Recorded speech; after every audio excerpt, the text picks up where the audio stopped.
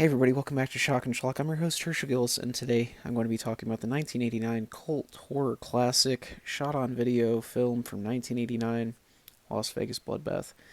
Um, the film stars R11 as Sam, a businessman in Sacramento, California, who returns to Las Vegas only to find his wife cheating on him with a sheriff's deputy. He murders them with the sheriff's deputy's gun and goes on a rampage of misogyny and very offensive lines and cheap gore. That's pretty much the entire movie. There's no plot twist or turns. He goes and kills a bunch of people. The majority of them happen in this baby shower scene that goes on for an absurdly long time. What sets the baby shower scene apart, for whatever reason, the women in it are oil wrestlers. Um, yeah, and there's even an oil wrestling segment. And this movie's very sleazy. I'm not talking about that part, but uh, David Shorts, the writer, director, and producer, really wrote this movie to really hammer home that R11's character of Sam is very misogynistic. 90% of his lines are just about hating women. That's the point of the movie. He finds his wife cheating on him, starts hating women, decides to kill as many as possible. It's very skeezy and sleazy, and it's a hell of a time, to be honest with you. Um, it's very offensive for this, but it's so like cartoonishly offensive that it becomes almost funny. Like, Sam is such a one-dimensional character in this movie. Couldn't be made today, but that's not even solely because of the like misogyny and everything in this, but because it's just so poorly written. um, think like the dialogue of something like Things, maybe a little bit more toned down, but that'll give you an idea of what the dialogue is in this. Um, R11's performance as Sam is great, though, in a bad way. I mean, he overacts, but that's what makes it fun. It's like Nick Cage got thrown into a late 80s shot on video movie. He really hams it up. So it's really good that he is a big part of the film and is like in the majority of scenes because he's just fun to watch, I guess.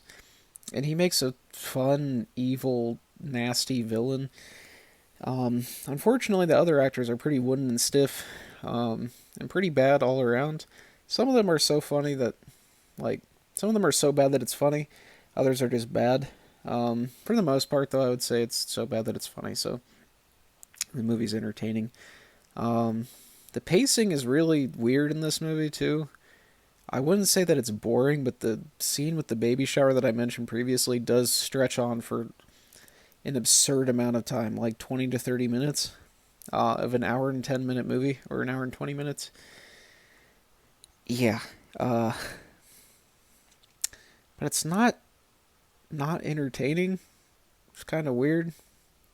You would expect it to be boring, but it's like this film like exists in its own world, and it's so weird that you just kind of are glued to the screen, and it's like a train wreck, but it's also kind of good.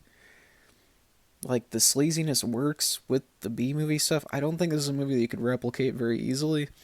Um, and I think it's it's one of those films that kind of like makes me question what constitutes a good movie, because there's a lot of bad, terrible things in this. Like, the directing is very basic. The cinematography, whatever, very basic.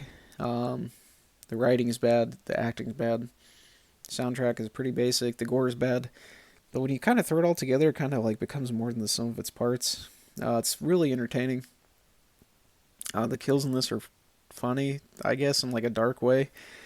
He does have Sam has some funny lines in this that I believe probably were intentional, like to be black humor. Um, yeah, it's fun. There is sleaziness though, like this weirdly dark and grimy, gross dialogue that happens every once in a while. and like the concepts presented. Like there's very, it's very misogynistic, as I mentioned before. Um, there's sexual assault, and a pregnant woman gets her baby cut out and thrown into a wall. Now that part would be disturbing in any other movie, but in this, it's weirdly funny because it's so poorly done. Um, like he just kind of cuts into this, like it's like you could get this stuff at like the Halloween store. Pulls out a baby doll that is weirdly small, just throws it at the wall and he screams. It's just so absurd you kind of just have to laugh at it.